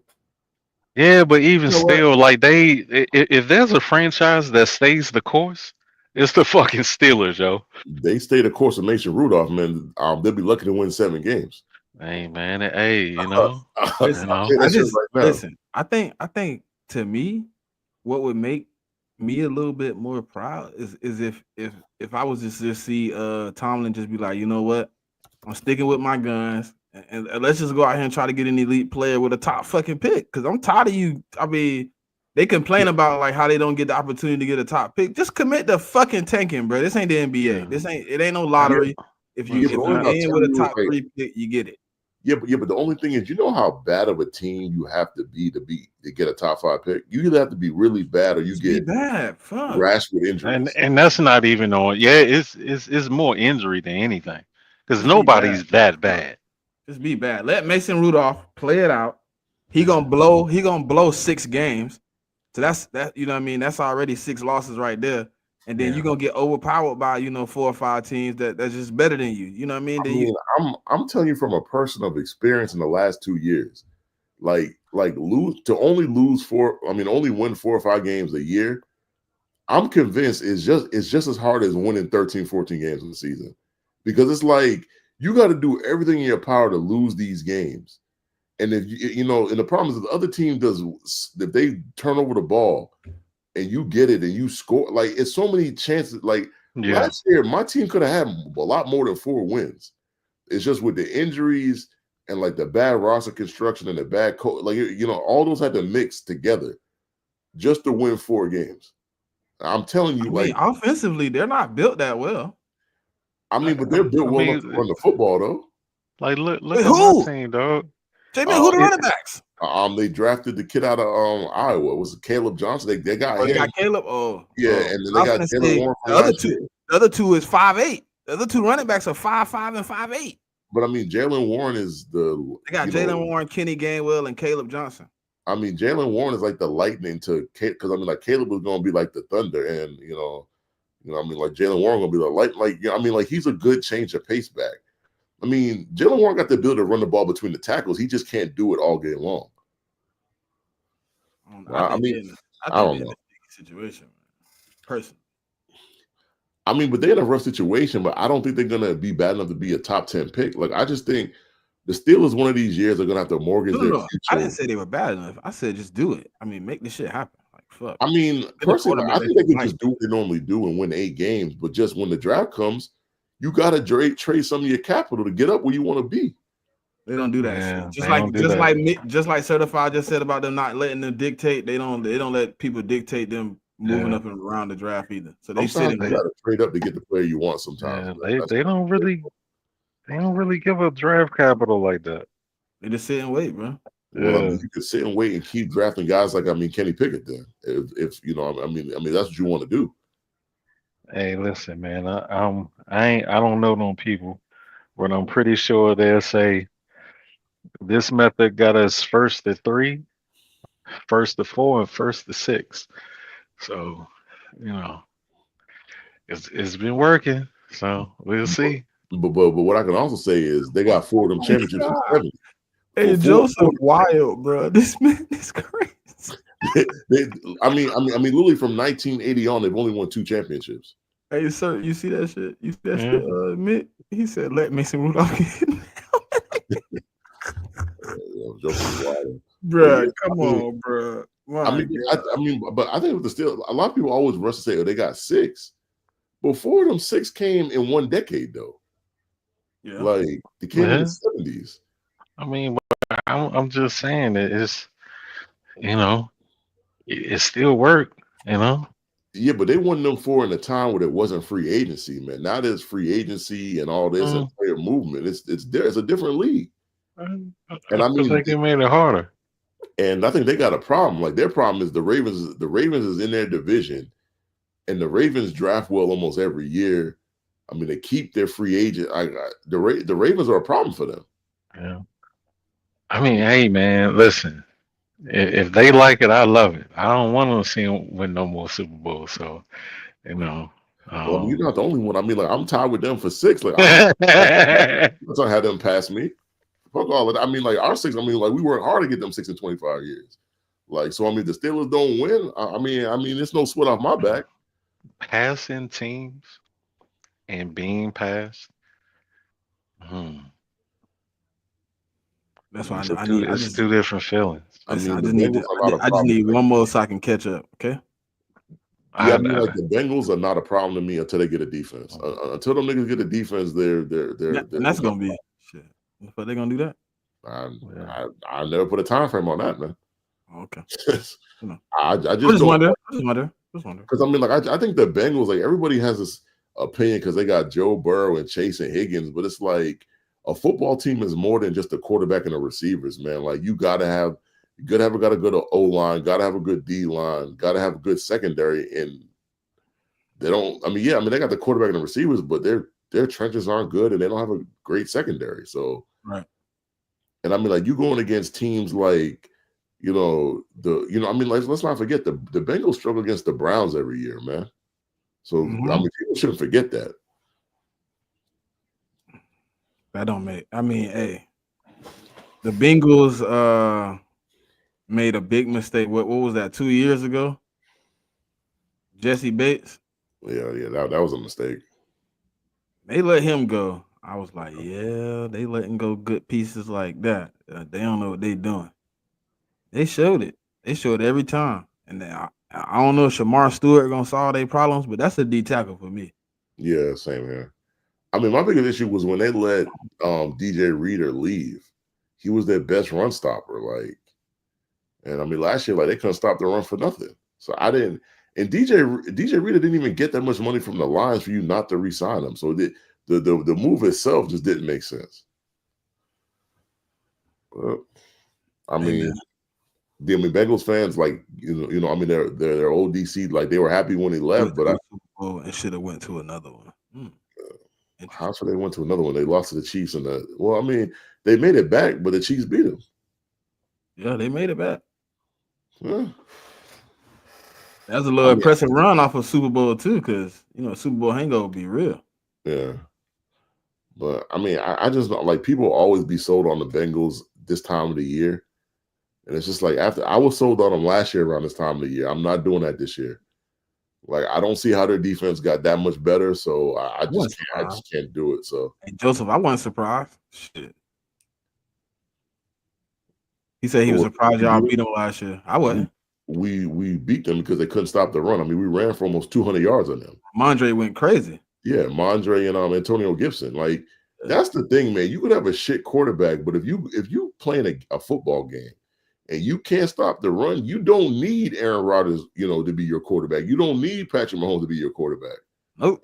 That's just not necessary. So yeah, it's a lot of. Hey, what's the y'all got any team going from worst to first or worst to the playoffs? Man, I gotta look at the standings of last year to kind of formulate that. Wait a second. I mean, like a lot of people picking my team, but I don't see the Bills not winning that division this year. So I'm gonna chill on that. It ain't got to be first though. Just worst to the play. Like they missed the playoffs. Honestly, maybe. To me, it's the Bears and the 49ers. To me, both of them teams was last. Both of them teams could win their division this year. Sure. I like Tennessee to upset the Texans.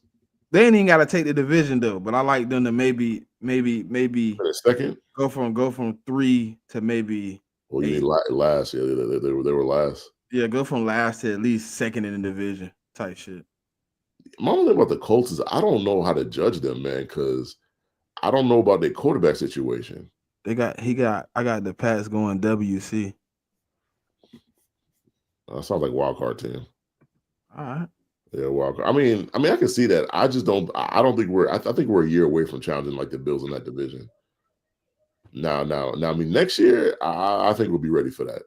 But this year, not so much. But yeah, I mean, Panthers got a good argument. Yeah, Panthers do. I don't. For some reason, I mean, like, I love Tampa Bay in that division, though. Yeah, I do, but shit, Tampa. I mean, Carolina got to work on that defense, though, man. That that's was historically bad last year. especially if they want to keep up with Tampa and Atlanta, because they're gonna score some points. Yeah.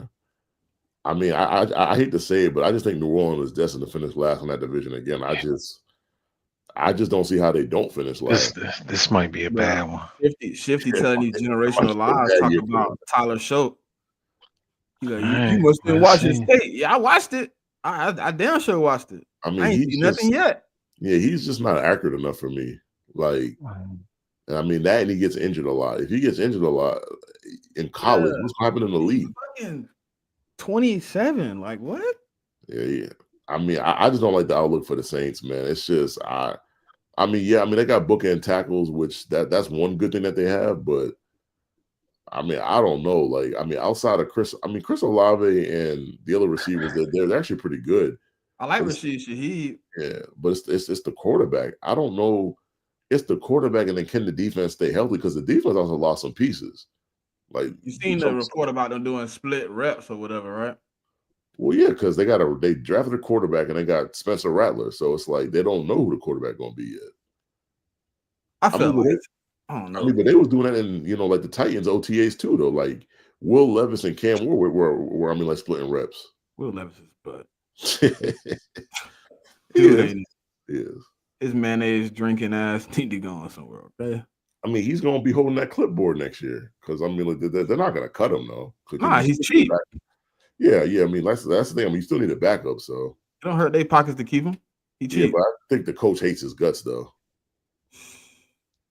But wow, it's interesting, man, because there's a lot of teams like I don't know, man, with a lot of iffy situations, man. Yeah, I mean, plus it's also hard right now to say what team's gonna finish where because you ain't even gone through training camp. You don't because training camp injuries are a thing, so you don't even know who's going into the season fully healthy or not. So it's kind of hard to judge it right now, anyways. Yeah, you're right. You're right about that. But I mean, it's never a bad thing to do your too early a division winner and prediction. That's what you said. I mean, y'all did it last year. It wouldn't be surprised. I mean, shit. I don't trust the Lions as much as everybody else. I just got to see that shit though. I think the Lions, there's going to be some regression, man. Like you can't lose both your coordinators, and there's no regression. Like I just don't. I think they're going to be good. I don't think they're winning 15 games though. Nah, I got them at like. I think they win 12 and 5. Yeah, I think 11, 12 is cool. And honestly, I don't think the Vikings are going to be as good as they were last. I don't see the Vikings getting 14 wins next year or this year coming up. I don't see that either. No, you got a rookie stepping in. Yeah, I think there's going to be some regression there too. I still believe their defense is going to be really good though because like Flores got that defense playing really well. Yeah, but that rookie gotta catch up with the game. I mean, there's that, and then what their running back is still Aaron Jones, and Aaron Jones like iffy any ass. I mean, if you play fantasy, I would not draft Aaron Jones, bro. That dude get injured every year. He iffy any. Yeah. So, and I thought they were going to draft a running back, but they never did. So that kind of had me kind of like, why didn't they draft a running back? Like they were in desperate need of a younger running back. I thought if they didn't draft one, I thought they would address it in free agency or trade for somebody. I thought to me, JMIK, I thought James Cook, if he was on the market, definitely a good look for them. I don't think James Cook would go there because what they did to Dalvin Cook, like they ain't pay him. So I'm not sure you want to go back there. I mean, but there's still run. I mean, they could sign Chubb. There's running backs they could sign. There's a bunch of running backs that's isn't it rumored like Chubb going to the Bears or whatever? He might. I mean, the one thing I did hear was he wasn't going back to the Browns. I heard that. Nah, I wouldn't. Yeah, that shit is done. Because I mean, like they drafted two running backs early in the draft, so that's just not happening. I don't even see no purpose in going back there. I mean, if I'm Chubb, like I'm trying to go to a team that got a chance to win, man. Yeah, at this point. Because I mean, like he's in the back end of his career, so why would you go to a team that's not going to win? Don't make sense, but we've seen decisions that made less sense happen. So maybe the market out there looking crazy. I don't know because I'm surprised he really still on the market. But I know how it is. Like they letting him rehab, trying to maybe get him closer to OTAs with the rehab type deal. I mean, I seen the videos, man. I mean, for the drills he's doing, he look ready. Good though, yeah. He look ready. Where do you think the best spot for him is then? Since we here, I think he should go to the Commanders. To be honest with you, if I'm him, that's where I want to go. I mean, either the Commanders or goddamn, what you trying to make them me? The fuck? I would say either them or maybe I mean that's probably the best. But either there or Minnesota. I think those are the two best spots for him. What you think, sir? You got another team where you think he might fit in well? Or Chubb?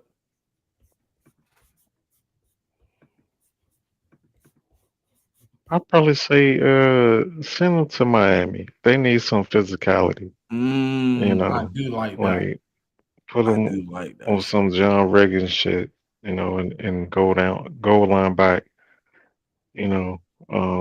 I hate to minimize him to that, but I think that's where we are now. So I think they can go to a 2 running back set with what they got because all they running backs the same shit. All on receiving speedy backs with minimum ability to run between the tackles. That's true too. Chubb come in and I told K-Mac during the draft process, like, I think y'all should go out and get a power back. Last year I thought I like Braylon Allen for the Eagles, but I thought he would fit well with them with what he brings to the table because all they backs the same, bro. They all little speedy guys. Yeah, but I think that's what the coach wants, though. Yeah, but when they get in the short yardage situations, they struggle. Yeah, that's really true. And when people close up the outside running game, they struggle because you can't run between the tackles. So they overly commit to the outside. And you become a one-dimensional team because you don't got any power. Yeah, I'm not disagreeing with that at all. But I get what you're saying. I mean, I understand that's what Mike McDaniels likes because he obviously keep going out and getting them. Yeah, I mean, like he got a certain kind of back that he likes. I think a little power in that offense, though, like really brings some physicality, man. Like they need some of that. Like, all that finesse football is cool until you third and inches and you trying to pass the damn ball. That's true too. I mean, but I mean, like but here's the issue: is like these coaches be hard headed though, man. Like yeah. So it's just like you could say all of that, but niggas be hard headed, man. Niggas like coaches, even with him, like I mean, like he's a young coach, but I mean, sometimes like the young coaches don't really like the change. So right. But if he did, you know what I mean? I don't know, man. Mike McDaniels, I like him I like what he does with the offense, but it's like you got to add a little dimension that people ain't a wrinkle that they ain't ready for. Chubb kind of will offer that. I like what they added last year when they started giving Jonah a little bit of burn. I mean, really implement him in the offense because he a little physical as far as the tight end. Let me see. I'm trying to think. I'm over here thinking like, where I would like to see him at. Ooh, I got one. The Jags. Yeah, but they just drafted 2 running backs this year, and they got 2 running backs from last year. They got 4 running backs in that room right now. They don't trust Etienne. I mean, whatever his name is, Travis. I mean, Travis Etienne, they don't, but they got the kid that they drafted last year that like played really well. Don't they got Chuba and who else? Nah, Chuba played for the. I mean, not Chuba. They got he got a weird name too though. Yeah, I can't remember homeboy's name right now. Ah, shit. What's his name? Certified the backup running back for the Jags. Oh shit, I don't know. He got a weird name. Yeah, he do. It's on the tip of my tongue, man. I didn't even know they drafted two. So okay, I'll take them off the table. What about I don't know, James Conner pretty much got out there. I mean, James Conner could use like a complimentary back though. Yeah, Yeah. I like James Conner. He's consistent. What about the Rams? They got two backs. They got the kid out of Michigan they drafted last year. What the hell's his name? I'm blanking on all these dudes' names right now. I know they got the running back for Michigan, but they starter got a fumbling problem. Yeah, they got Corm. Corm was a kid out of Michigan, and then the starter kid, who's a kid that like ran for like over 1,000 yards and 10 touchdowns last year. But that starter is a fumbler. So and Kyron Williams. So I mean they got Kyron Williams and Blake Corum. Kyron cost them the NFC championship game that they could have went to. Yeah. He fumbled like he do all the time. I would like to see that though. But I think they're gonna but I think Blake gonna get some of that burn this year. Even though he didn't get much burn last year. I would have said the Chargers, but they got my favorite running back in the draft, so I definitely don't see that happening. Omari and him, they're gonna take that thing to the roof. No, it's interesting, man. It's a lot of free agents out there. Still, like JMIK and Certified pretty much emphasized, it's a long road still ahead of us before we even get to week 1. Shit. Let alone OTAs and all that stuff. So teams got a chance to evaluate their team. Justin Simmons seemed like he just out there waiting too in the round. I don't know what the deal is with him. Like he just be sitting out there every year. I want him to please stop booty clapping for coming to my team, though. Please, okay. Every time you get on TV, bro, you don't have to say you want to play for the Eagles, okay? It's okay. Damn. Every time the man get on TV, like, yeah, I would love to go play for Vic Fangio and Christian, man. Like, bro, all right, bro. God damn. I mean, you want a contract. We know you want to be off the free agency list because nobody want to be out there. But maybe you should have took the deal when we were trying to highlight you last year when we first got Fangio, and you chose to go to the Falcons. I mean, like the man just want to play for the Eagles, man. That's all. All right. Well, shit, you might end up playing somewhere else, bro. Because shit. I mean, but like, what is he still a safety or is he like a linebacker now? He is safety. Just don't know the fuck he fit. Because I feel like he a linebacker or something. I mean, maybe that's just me. I mean, he could play multiple positions on the field, right? But I don't know. I be feeling like he's just like a kind of like a pseudo linebacker. Because we drafted a safety in the second round. If you want to be real honest about why we haven't signed him yet.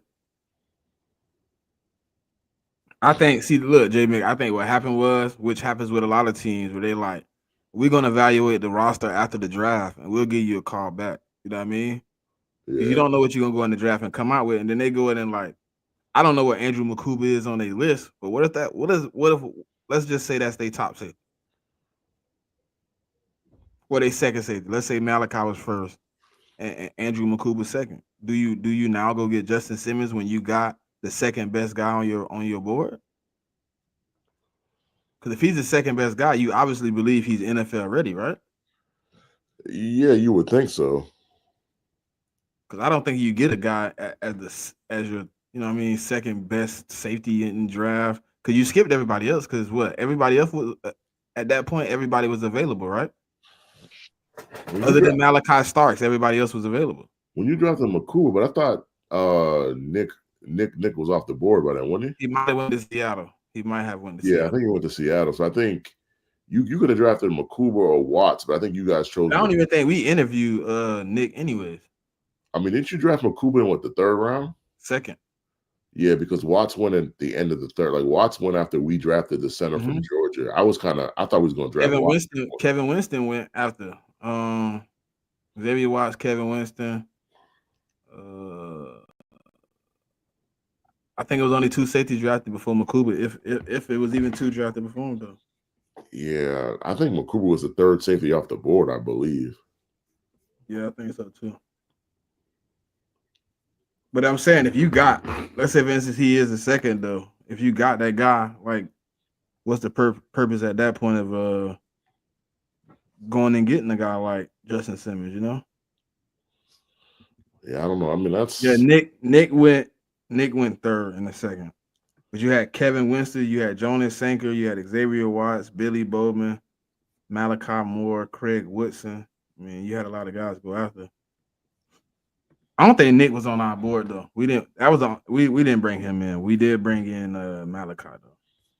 Andrew Makuba. It's interesting though. But it's gonna be a fun season, bro. I'm ready for this season to pop off. Man. Your OTAs already happened, JMIK? Yeah, we did ours this past week, so it was only like 3 days, so it's about over. I mean, was it? I mean, nothing crazy came out of it. I think. I mean, it's just the fact that Drake threw 4 picks in one day. I think he came back the next day was better. I like how they hyping up Justin Fields in the OTAs. I mean, they do that shit every year with Justin Fields, man. They're talking about, oh my God, he looked like he has his passing and running game down pat. I mean, you're playing in t-shirts and shorts, man. Like, it's a lot different than getting punched in the face. Oh yeah, I mean, of course it is. A lot different when you're out there just bullshitting and kikiing. Guess what? If you're an NFL player, you should be able to go to the rec league and have fun too. I mean, if you can't go to OTAs and ball out, if you're an experienced player, I'm not sure what to tell you. You're in trouble. That's what I can tell you. You're in trouble. But man, I'm trying to think of a way to phrase this question.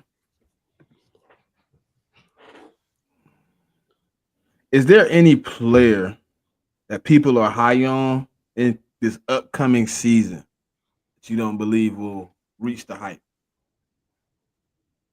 That's the last one. Get up out of here. A player that I don't think is going to reach the hype. Yeah, like people are like, hey man, he gonna have blase squaze, but you like, man, I don't see it. I don't know what you're looking at, but I don't see it. Trying to think who that might be.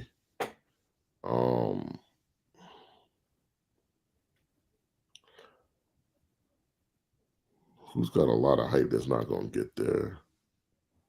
I'm going to go first then. Certified, I'm going to steal your answer, bro. I think it's Josh Allen, bro. I swear to God. Like, they give all this hype to this man about this the year he going to beat Pat. I don't think he can beat Pat. I think the only way he getting over the damn hump is somebody else take Pat out. I think he has to have a different opponent in the AFC Championship game or any other round that matter that isn't the Chiefs to get to the Super Bowl. Because if he has to go through Patrick Mahomes at any point in the playoffs, he's gonna lose. He gonna lose. I haven't seen a different scenario yet, and they keep telling me like, "Oh, it's the Bills-Eagles Super Bowl this year," and I'm just like, I don't believe y'all, because y'all told me he was gonna beat Pat all these times, and ever since the 13 seconds, his brain been fried when he played Pat. He has good games, but he just can't finish the job. He can't. And he obviously ain't learned his lesson because he keep getting into crunch moments and not realizing you can't get that damn dude the ball back. Like, finish the game, bro. You know it's only one way to win the game. And it's with you with the ball in your hand, scoring. And the last time you played them, the scenario came up where you were supposed to go down and finish the job. And you didn't. And all these rules they keep changing for you to get over the hump ain't gonna help you. You got to get over the damn hump, and I don't think so, bro. I ain't gonna lie. I really tried to put the faith in Josh, but I just don't see it, bro. I don't see him beating Patrick Mahomes. The only way he getting over the hump this year is if somebody else is sitting at that AFC Championship door to beat him. I mean, Yeah, but the nigga won the MVP, bro. Like I don't. I mean, About that obviously, MVP shit. yeah, but I think I got a lot to That do with just DEI. not gonna be as good. Like to play on that level 2 years in a row is that's just hard to do, man. That's just not an easy thing to do. It's not easy, but like, bruh, they keep telling me though the same story. Like, oh man, it came down to a bad this or a bad that, or oh we was hurt, or we was banged up. How many times do we have to have that? Do we have to have the same conversation about why Josh Allen didn't beat Pat? Like, what is it? 0 for 4, 0 for 5 at this point? I think they lost 3 times. He lost 3 times. I know it's 4 for sure. I don't know if Sure? the last one was 5 or not. Because he lost to Joe. The Bengals, like they lost to the Bengals one time too. Yeah, he 0 for 4 against Pat. And it's just like, if you see him again, what in me is supposed to be like, yeah, he gonna beat him this time. Like Pat has had worse teams, better teams, worse defense, better defense, and in none of the scenarios did you beat him. But I also think that the Bills beefed themselves up on defense in the draft and free agency. So, I mean, like they got a couple of receivers in free agency too, but I think they went pretty much all defense in the draft. Like, what haven't we had this conversation before though, JMIK? Where we like, man, I believe they added enough to get. Yeah, but I think the problem was like their secondary wasn't really that.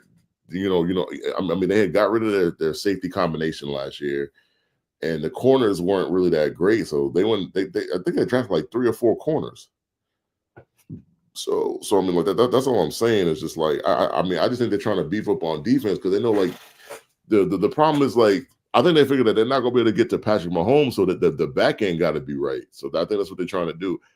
I mean, all I'm saying is like once someone has an MVP season, the next year, like there's gonna be some fall off. Like that's all I'm saying. Like obviously, of course, because he played at such a high level last year. I just don't. But I don't even think the hype is for him to repeat the season. Everybody's saying like after that season and what, just like what you just said, what they've done to the roster. Oh, he's like finna take this leap of like, oh, I'm finna beat Pat. And I just don't see that, bro. I really don't. I also think that they're gonna run. I think they're gonna run the ball less this year because the problem is like James Cook is about to be a free agent. So in a lot of the times, if you're not gonna resign a kid or a player, you're gonna start to phase him out the offense. So I don't think he's gonna touch the ball as much as he did last year. I get it. Certified. What you think, bro?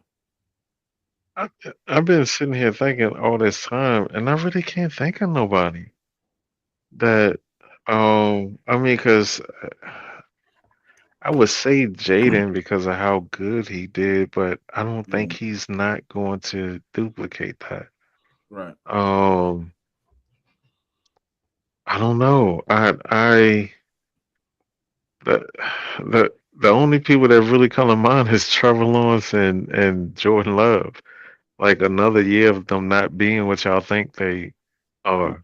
Yeah, but they weren't good last year, so I mean, the drop off ain't gonna be crazy though. But they somehow still get mentioned. So you know, I'm gonna take the controversial route, and I'm gonna say Lamar because I think like Lamar had such an incredible season last year that I'm not sure he could do like those were MVP kind of numbers.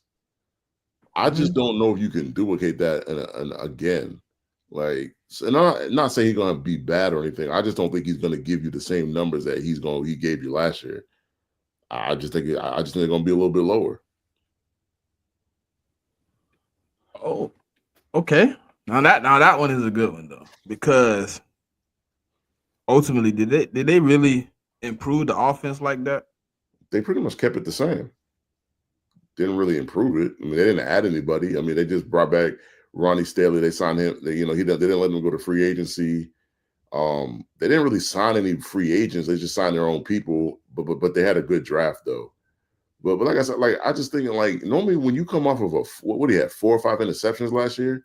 Yeah, you come off a year like that, man. Like I can't see you throwing 5 or less interceptions in back-to-back seasons. I just don't see that. I think it's going to be a little bit of regression. So, but I still think Lamar going to be good. Now, that's not what I'm saying. I just don't think the production is going to be the same as it was last year. Yeah, that's a fact. That's a fact. Lamar's a good one. Lamar's a good one. Obviously, I thought Certified was coming with the one guy, but he let him slide. So I'm gonna let him slide too. Ooh, That motherfucker that with a yellow and green. yellow and green. Yeah. Ooh, Jordan Love. I said that motherfucker. I say him and Trevor Lawrence. Another year of not living up to expectations, but they look like quarterbacks. So I think that to me, like that biggest mistake was not getting a real wide receiver one. Oh, what for Trevor Lawrence yeah, or for the Packers? For the Packers, I think Trevor got two wide receiver ones at this point. yeah, he got Brian Thomas. But I mean, where was True. that guy coming? Where was that wide receiver one coming from? They could have got okay, instead of Matthew Golden, why not get like Jaden Higgins or somebody that's bigger body? You got another two.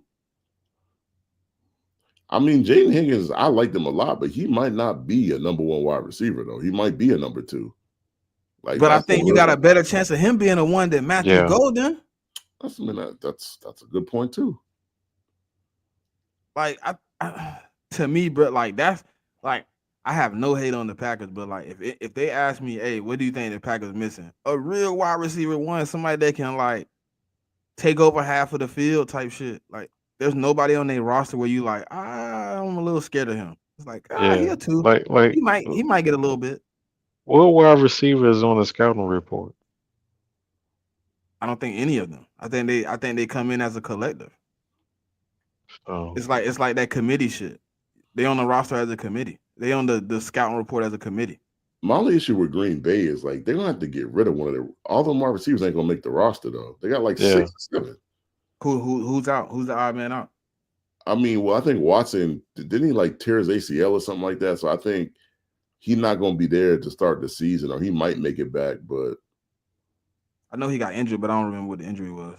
I thought it was an ACL. I thought he tore it late in the season. I thought. Pat boy, just because you draft somebody in the first round don't mean they're gonna be the wide receiver one. The hell? I mean, there are plenty of wide receivers that you draft in the first round that just that are wide receiver ones. No. It happen all the time. All the time. I mean, like especially you don't draft them in the top 10. They're like high in the first round. Like, but I mean, this year there weren't a bunch of wide receiver ones in this draft to begin with. So I think there was a few. true. And I think even if you wanted to say, hey, look, at that position where they drafted at, Matthew Golden was the best wide receiver. I just don't think it was the best wide receiver for the Packers. yeah, so Christian Watson tore his ACL January 6th. Yeah, he ain't gonna be back. He's not gonna be back week 1, so he might. Yeah, so I mean, like maybe they might not have to because like he definitely gonna be on the pup list to start the season. He's not gonna be ready. I seen this dude, N'Kobe Dean, playing basketball, JMIK. I'm like, what the hell? I mean, was he shooting a basketball or was he playing basketball? He was shooting. Yeah, sure. I mean, no. He was shooting. I mean, he was running around a little bit, but not really. You know, but he wasn't playing no pickup game. Though is my question. No. It was controlled environment. Yeah. So I mean, I mean, shooting hoops and playing like a 5-on-5 game is totally. I was just like, he out there like that. Like, what the hell going on? Like, hell rehab must be going pretty good though. Yeah, I mean, he even said it though. Like he thought the rehab was, ahead of schedule and shit. So yeah, I want to see what my defense look like. I just hate that. I hope that Jahad Campbell is ready to go. And this is like the scenario where I tell y'all I hate injuries. We finna have another, whatever y'all say it is, OTA, but he's still gonna be inactive. Like, we're gonna go through What's his when they get projecting him to come back? I don't know. It ain't been a report put out by the Eagles at any point yet. I mean, well, they was comfortable enough drafting them, so I guess. Shit, we got that comfortability a lot, sir. We stay drafting them motherfucker that be injured. I mean, I wouldn't worry about it if I was. I think it'll be fine. I mean, like I'm just saying why I don't like it because you're going through all these times where you should be gelling with the dudes you're gonna be rushing the passer with, and you stand on the sideline just looking. but in his defense, he's only missed voluntary OTAs. Like, you know, I mean, like, you know, the regular OTAs even happened yet. So, our voluntary is Tuesday, but he gonna miss that one. Rookie yeah, I mini mean, he'll camp, be there, but that. he just won't be on the field.